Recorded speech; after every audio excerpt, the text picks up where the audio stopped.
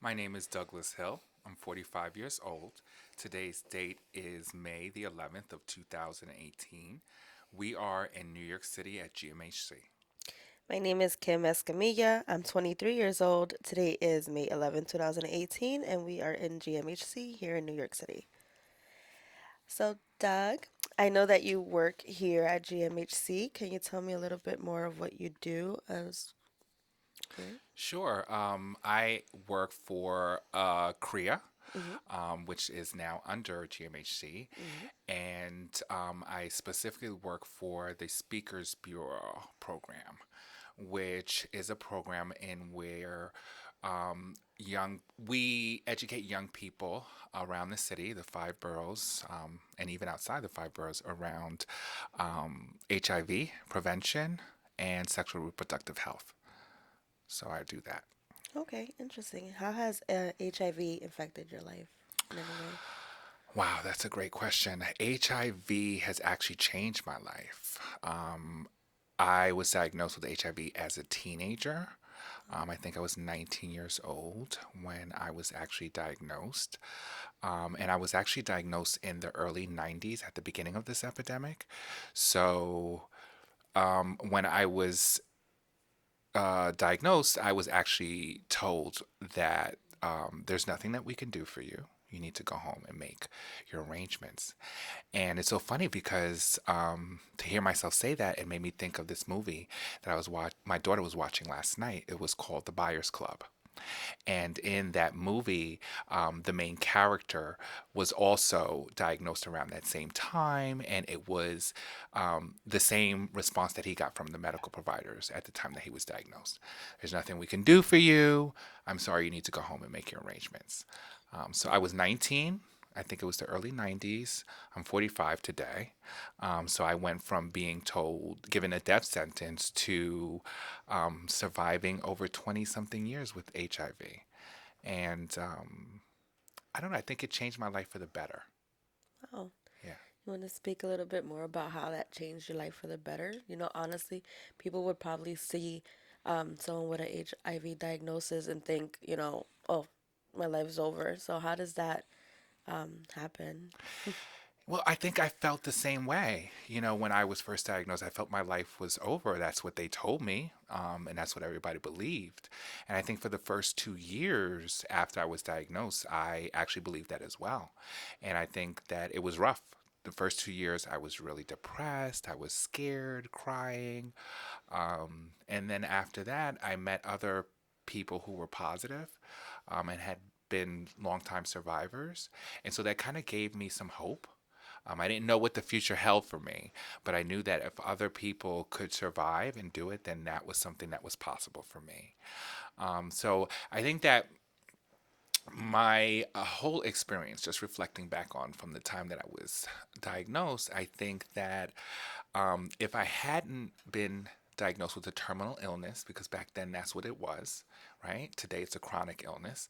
But if I hadn't been diagnosed with HIV at that time or with a terminal illness, I think that I would not have appreciation for life the way that I do now. My relationship with God, my higher power. And I'm not a religious person in the sense where I claim a specific Hmm. religion or I'm always in the church or anything like that. I'm really not. But I have a strong belief in the Creator and in God. And I think that that's another thing that helped me get this far is because when you have a medical condition like HIV or cancer, it's scary, Hmm. it's traumatic, and the people that usually you count on for help and answers the doctors, right? Because they Hmm. have that expertise and information. And when you have certain illnesses like HIV in the beginning, the doctors didn't always have the answers. They couldn't always help. They didn't always know what was wrong with me or couldn't always fix it. So who do you turn to then, right? Hmm. And so I think that for me, I learned at a young age. I turned to God, but I was forced to. And it wasn't like in a situation where, oh, this person comes from the church and says, oh, come, we'll pray for you. It wasn't like that. It was being literally scared to death, and no one around you has the answers and no one can help you. So that was a natural reaction for me just to turn to this thing right? That everyone says creates us, and that, we go to heaven, the whole gambit of religious beliefs and stuff. So I just kind of naturally turned to him or her. And it just built a relationship between he and I that I feel like it would have never existed if I hadn't been challenged with HIV. Wow. Um, yeah. So I think it made me a better person. I have more of an appreciation for life, for people, um, yeah, and for God, I think. Yeah, definitely. Um, how would you say you felt when you found out that you had HIV? What was like your immediate reaction? Fear. Like that was the initial reaction, I think. Yeah, and I carried that fear for a long time, and I think that the fear, what I learned later on, was what was going to kill me. It was not going to be the HIV. It was not going to be. I think it was going to be the fear, of what could happen. I'm not going to tell you that the medications were not toxic, the first generation of medications, because I was on the first generation of medication. I was on AZT and then everything that came after that. So AZT was very toxic for me. I had to come off of it because I was going to die. I was being poisoned by that medication. Oh. So, yeah. So you said you had a daughter earlier. Um, when did you have a daughter?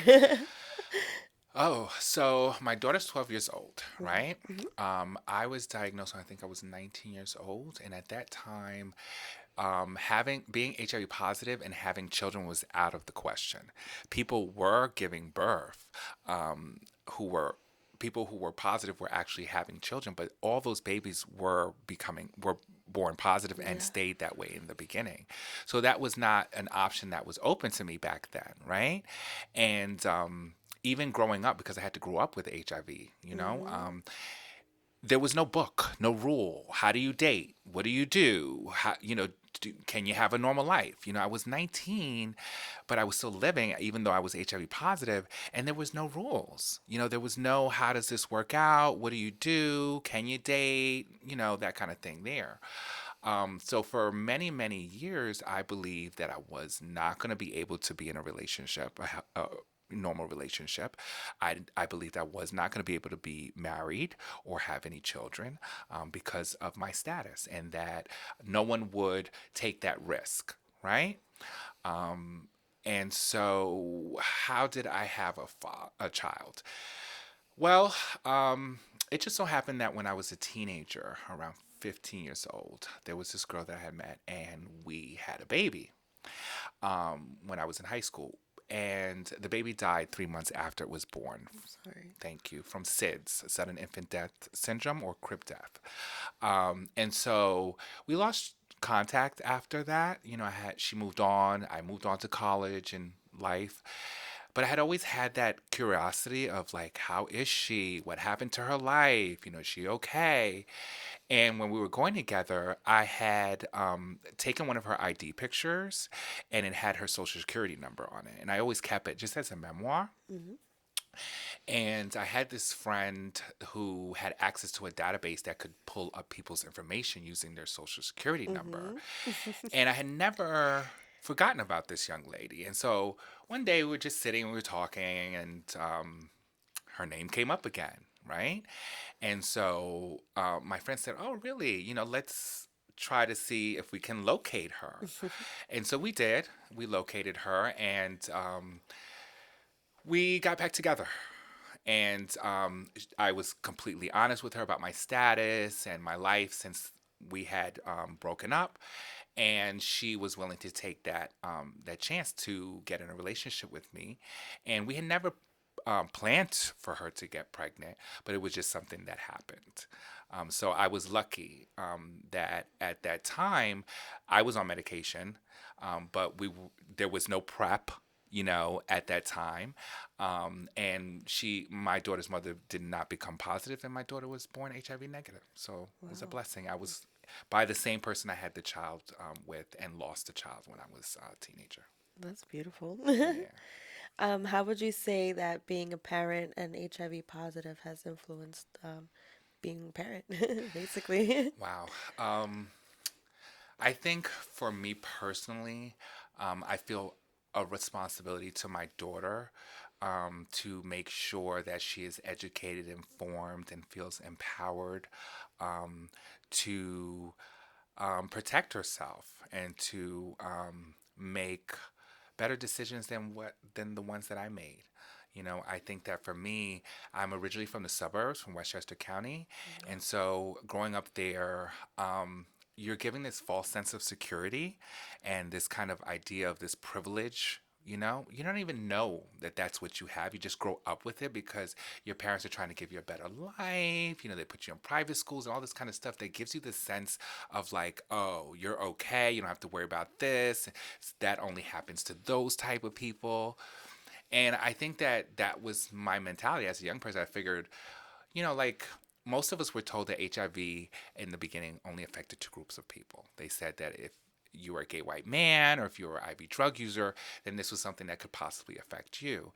I didn't see myself as a gay white man, and I didn't see myself as an IV drug user at that time. And so I believe, like a lot of other people, that that wasn't something that I had to worry about. And like a young person, like a lot of young people, I can't speak for all of them, but I believe that STDs and HIV was something you could actually tell by looking at the person, or that the person would be they would disclose, right? Because who Hmm. would in their right mind want to just pass on HIV intentionally? So I believe that.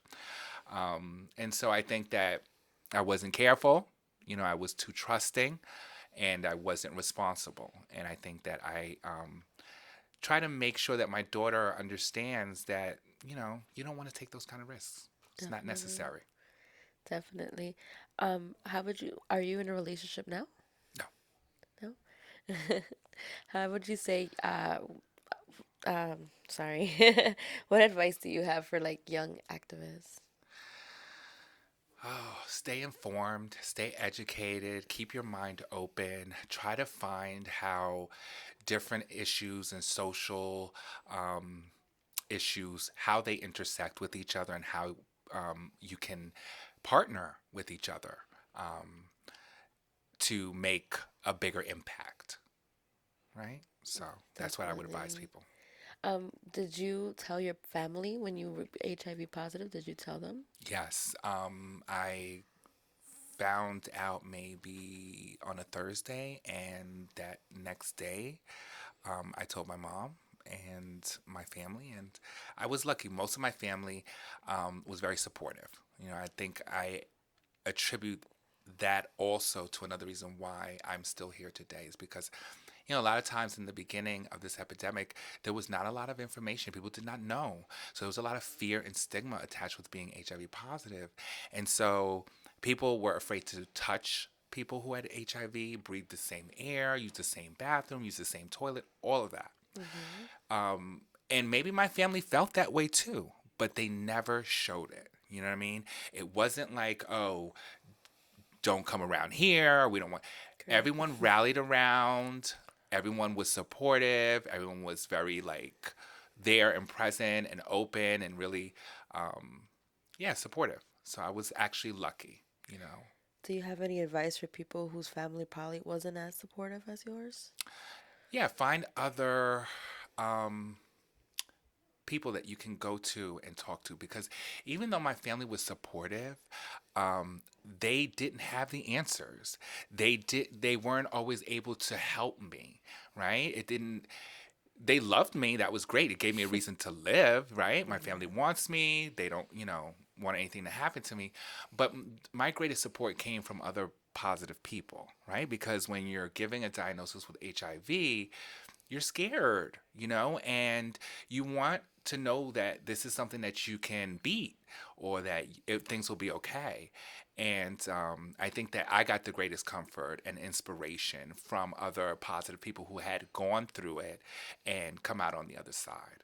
So I think my advice to people who don't have support from their families to find outside support systems that can also provide that family and comfort and security that they could How did use. you find that community of people? So initially, um, I have family members. I've always worked in the mental health field. Hmm. Most of my family has psychiatric doctors, nurses, and all kinds of stuff. And so I started working in the psychiatric hospital at a very young age, teenage years. And so when I came home, I was completely traumatized by the diagnosis. And like I explained to you, I went into a depression and a fear, and I started lashing out, at family. I was angry, and all these different things. Um, and so I had this one uncle who he was a therapist, Hmm. and he worked with different communities, and he saw me lashing out, right? And the first thing he did, he put on his therapist hat and he was like, okay, well, look, here goes a support group for men who are HIV positive.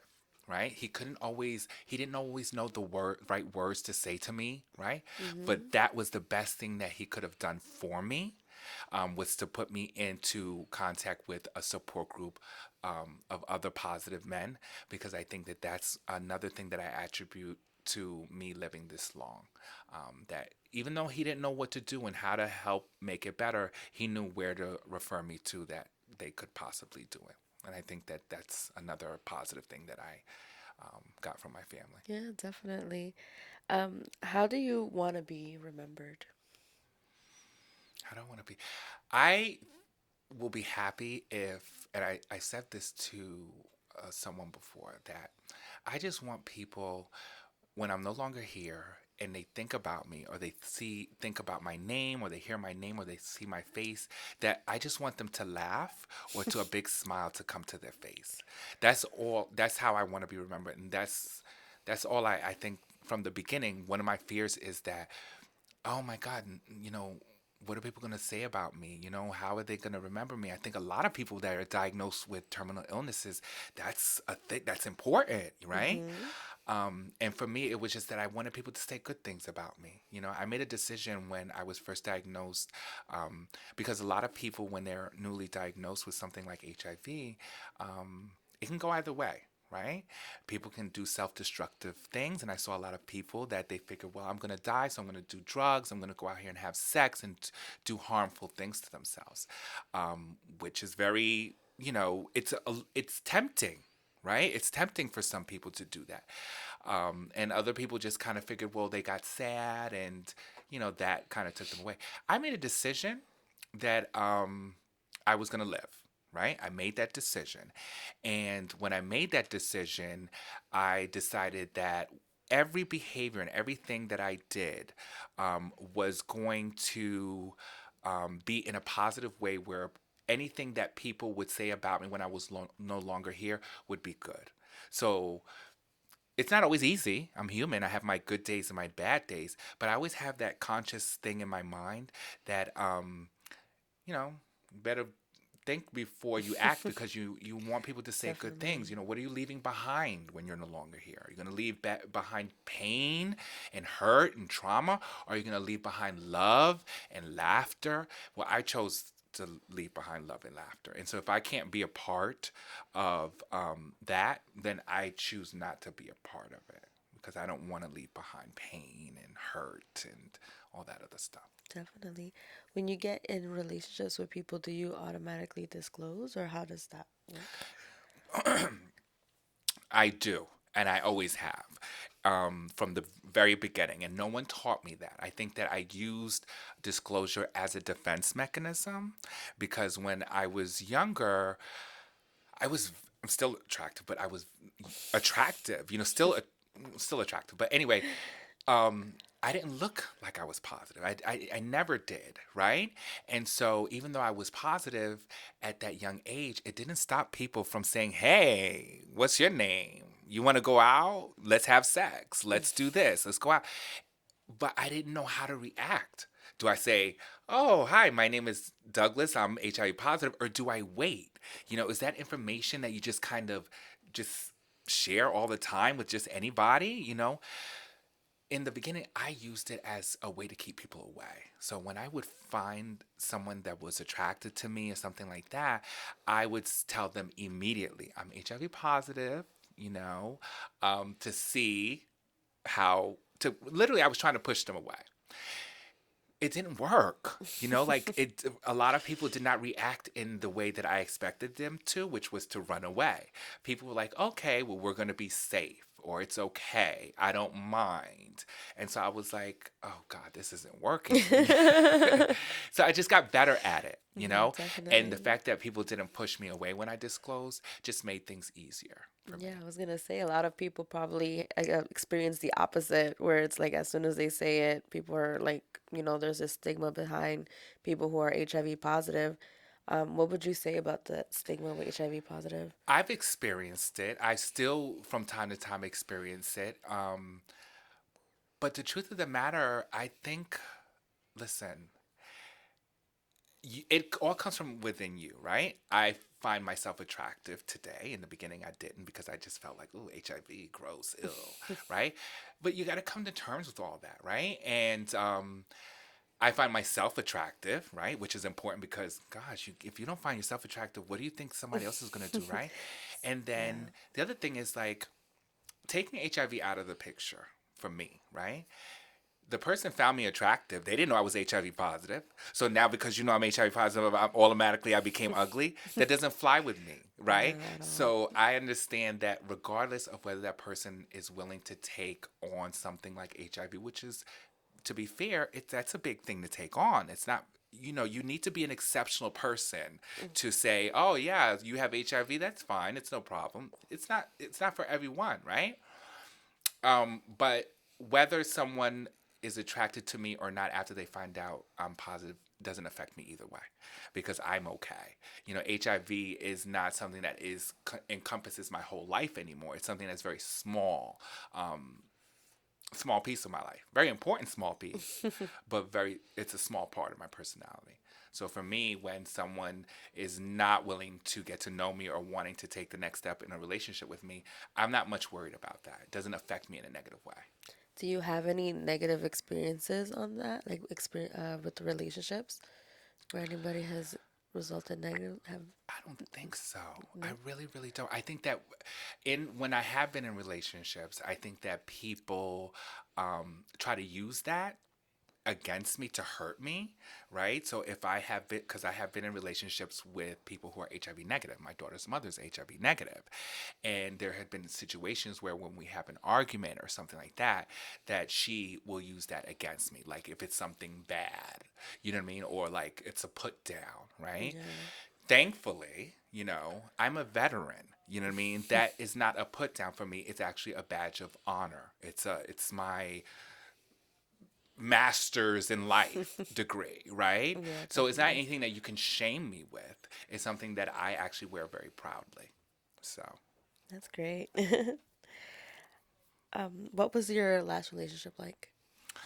last relationship I was with a man, Hmm. and it started off well, but it didn't end very well. There was some abuse in there, verbal abuse, emotional abuse. So it just wasn't a healthy relationship. And looking back on it now, um, I realized that I still had some growing up to do, right? I'm 45, right? And I believed, and that was a relationship that I was in for 6 years, Wow. right? Hmm. But at the time when I met this person, I believed I know who I am. This couldn't happen to me, that couldn't happen to me. But they did happen, right? And so it became a learning experience, right? For me personally, but I think that I use it when I talk to other people and share my experiences. Is that never say never. I was one of those people that said, "Oh no, no one's ever gonna put their hands on me. No one's ever gonna treat me Right. like that." Well, you can't Right. predict that. No one chooses to be in a relationship because this. Oh yeah, I want to be in this relationship because this person hits or this person curses or this person. No, you don't know what's gonna come out of that. And this person that I was with, I never expected that. They Wow. did everything the right way, and yeah. So but I still don't look at it as a negative because I learned. I grew up and have had I not went through that experience that is can be perceived as negative, I would still be in la la land thinking that, oh, if you get in a relationship and happy ever after. No, you have to put work in that. You don't necessarily so quick to jump into a relationship. Take your time, get to know each other. And a lot of times, what I think that I did in the past as a younger, we have this fantasy of what we want our partner to be and what we look like, and sometimes we impose that on people, not really giving them the chance to show us who they are. We look at someone, we size them up, and right away we putting that image of what we need to that person to be. And Yeah. I am one of those persons that I have done that. I did it with my daughter's mother, right? Unfinished business with her. And I think that I also did that with my relationship with this last person, this man. I still believed in this, oh, you love each other and it's a chemical and you feel good and everything else is going to work out. That's not grown up. That's not real. Definitely.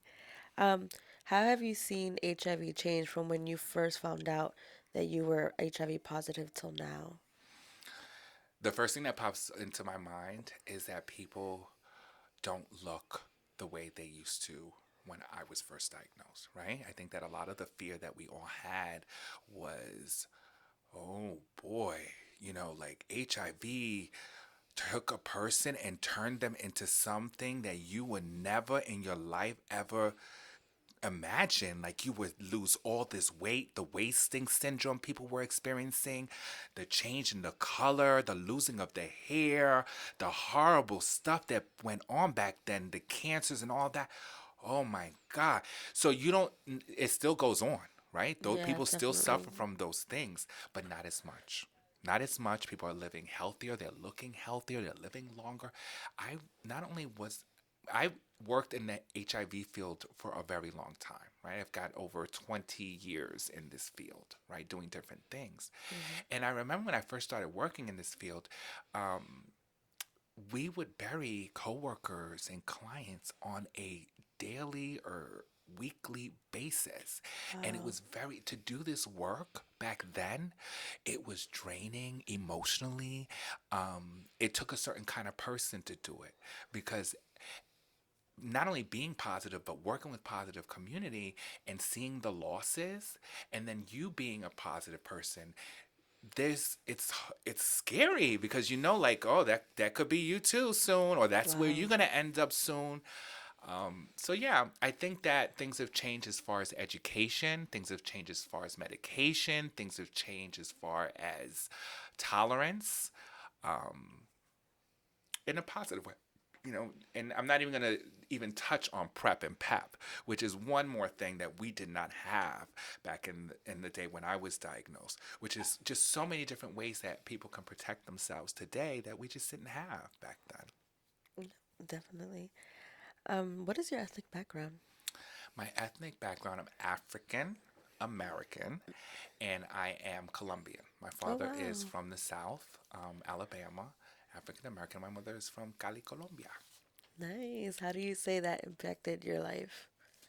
My ethnicity, I think it's been challenging because neither one of my parents, even though we grew up in the suburbs, neither one of my parents discussed race or ethnicity or any of that. We just were what we were, right? And I actually had this conversation with my daughter last night, um, because she's going through some issues now, right? In my family, right? So growing, like I said, my parents didn't say, "Oh, you're black, and this is what means in America," and and my mother never said, "Oh, you're Colombian, and this is what Colombia means." We just were growing up. No one told me I was mixed. No one told me nothing, right? My parents, my mother was a nurse in New York Hospital. My father worked for a uh, Pepsi corporate built office in SUNY Purchase. And so they worked really hard to give us a good life. So we went to private schools where we lived in a predominantly white community. So I remember going to elementary school, and this I tell this story all the time because this is the trauma, right? That it affected me. That at this age I still think back to that. That the school was St. John's. I'm going to say the name, um, and we were in kindergarten, and Wow. I was one of those kids that always tried to help out, right? And so I remember my teacher's name was Miss Caparella. I'm going to say her name too. And um, there was this girl named Maureen. I don't remember her last name, but her name was Maureen, and I had a crush on Maureen. And we were the last ones out of class, and we were putting the chairs up. And so Maureen one day says to me, "Oh, I can't play with you anymore because your hair's nappy." Right? So that was like the wake up because until that moment, I was in kindergarten. So I didn't know that I was any different than Maureen or anybody else. I didn't know that I had nappy hair. I didn't know I was black. I didn't know nothing, right? I just thought I was just like everybody else. So at that moment, I really didn't understand that. I just felt rejected and felt less than. So I went home and I told my mother that I want her to straighten my hair like hers, right? Oh. And so she's like, "What are you talking about? Why would you want that?" And I told her why. So my mother obviously she felt bad. She went to the school. She spoke to people. But again, this was anything that she had experienced in Colombia because the idea of race is completely different in Latin American countries than it is in America. So how did that impact me? Right? I had to figure out who I was, how I was. I had to learn that I was different from the outside, right? From white people or from other races, right? Because my parents never taught me that, right? They never said, "Oh, being black means you're African descendant. Being Latin means you're this." No one explained that. So I had to learn. So it was challenging for me and it was hard. So I just make sure now the same things that I had to go through, that my daughter doesn't go through it, right? In our family, because even within the Latin family, there's even some discrimination and really lack of education and really kind of Definitely. a lot of ignorance. And being biracial, which my family is very mixed. So it's mixed with African American. We have Irish and Wow. Colombian. We have Jewish and Colombian, Puerto Rican and Colombian, Korean and Colombian. So every single thing is represented in our family. But what seems to be more valuable to them would be the white Wow. mixture, right? And so, you know, it's not my fault that they've been kind of programmed just like the rest of the world, but it impacted me growing up, and now with my daughter being around the family, it impacts her as well. So how I deal with it is that I kind of educate her and make sure that she has a strong foundation at home, right?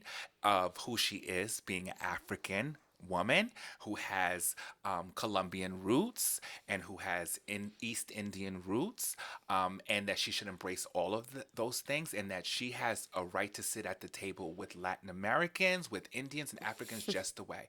You don't need permission from that Latin looking woman to sit at the table and take your place. You don't need permission from that Indian woman to sit at the table with the Indians because you have just as much Indian in you, just as much Latin in you, and just as much African as everybody else. So when you claim that, right, and you embrace it, then it does not hurt when people are treating you differently because they can't convince you that you are less than only if you believe that. But when you Definitely. know you're not and you embrace it and you don't run away from it, then it's a different situation. So I try to empower my daughter that I don't try to control my family because it's not anything I can control, but I try to prepare her for when she's interacting with them and how can she have a healthy conversation or a healthy debate around some of the stuff that she might encounter with family members.